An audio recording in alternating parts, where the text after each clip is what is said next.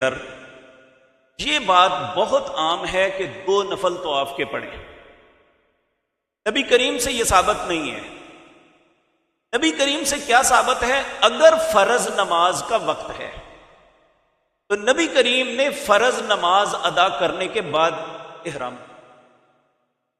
اگر نماز فرض کا وقت ہے تو آپ کریں، اس کے بعد احرام کو باندھ لیں. لیکن آپ نے اگر لاہور سے، سیالکوٹ سے، فیصل آباد سے کہیں سے احرام باندھا ہے کہ صرف آپ نے لباس تبدیل کیا ہے، آپ کے احرام کی شرائط یا نیت یہاں نہیں ہے. نیت اور شرائط وہیں سے شروع ہوگی جو بات ہے. اگر آپ جدہ جا رہے ہیں تو یلملم پہ، اگر آپ مدینہ منورہ سے آتے ہیں تو پھر احرام ہی آپ وہاں پہ طیفہ پہ باندھیں. اب ہے بہنوں کی بات.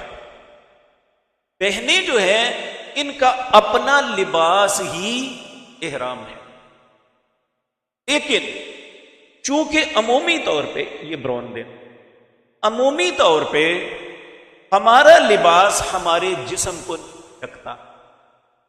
خواتین کے جسم کی ساخت ظاہر ہوتی ہے، اس لیے وہ اس طرح خواتین عبایا پہنے.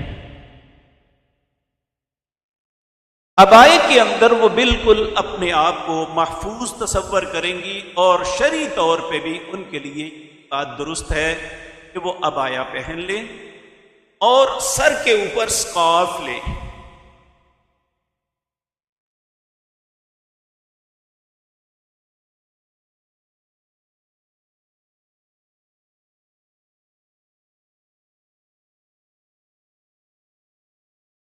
اس طرح تھوڑا سا گھونگھٹ بھی ہو اور چہرے کے اوپر نقاب بھی نہ آئے.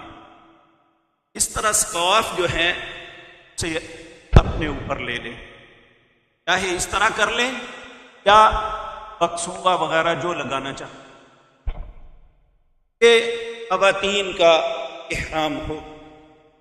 آپ نے احرام کی نیت کیا کرنی ہے کہ جب آپ میقات پہ پہنچے آپ نے کہنا ہے اللہم لبیک عمرۃ.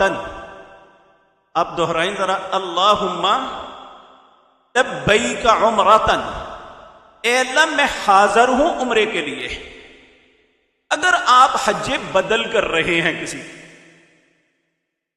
ماں کا، باپ کا، بھائی کا، بہن کا، اگر بہن ہے تو لی اخی بھائی کے لیے، لی اخی اختی بہن کے لیے، لی امی ماں کے لیے،